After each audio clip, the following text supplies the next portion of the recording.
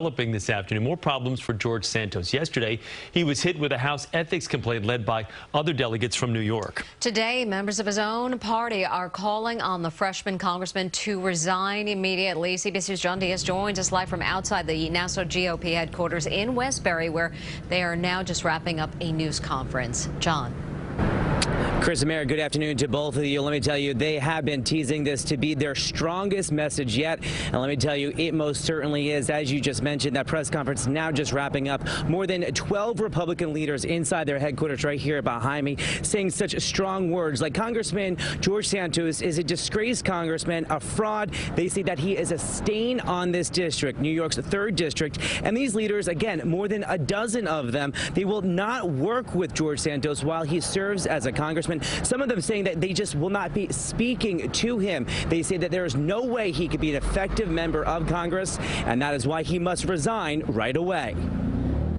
It was just 2 months ago, Long Island Republicans were celebrating Congressman George Santos' big win in New York's 3rd district, flipping the blue region and turning it red. Today, it's a different story. George Santos' campaign last year was a campaign of deceit, lies, and fabrication.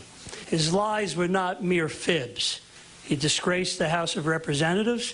The Nassau County GOP committee were the ones who helped Santos get elected.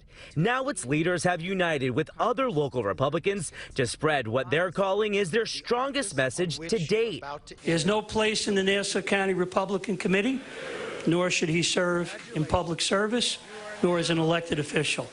Today, on behalf of the Nassau County Republican Committee, I am calling for his immediate resignation. This comes as Democratic Congressman Richie Torres and Dan Goldman yesterday handed George Santos the formal ethics complaints they filed against him. And members of his own party in Washington, D.C. seem to be turning on the 34-year-old. I don't think George Santos should be seated on committees until there's been a full ethics investigation. But the question that remains, are enough Republicans angry enough to make change happen?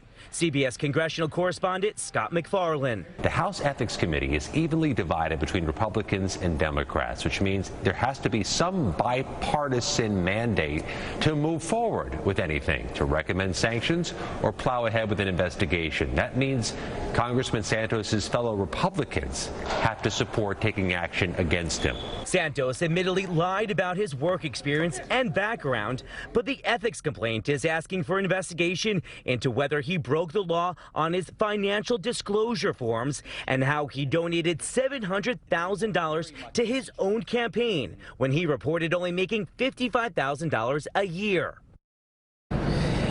Now, House Speaker Kevin McCarthy has said that he wants to deal with this Santos debacle internally, possibly by denying him committee assignments. But Santos did say that he still feels like he's going to be assigned a committee, and he will take any committee that is handed to him. He really is showing no signs that he plans on resigning, even as these calls continue to grow even louder. We're live this afternoon from Westbury, Long Island. John Diaz, CBS 2 News. John, thank you.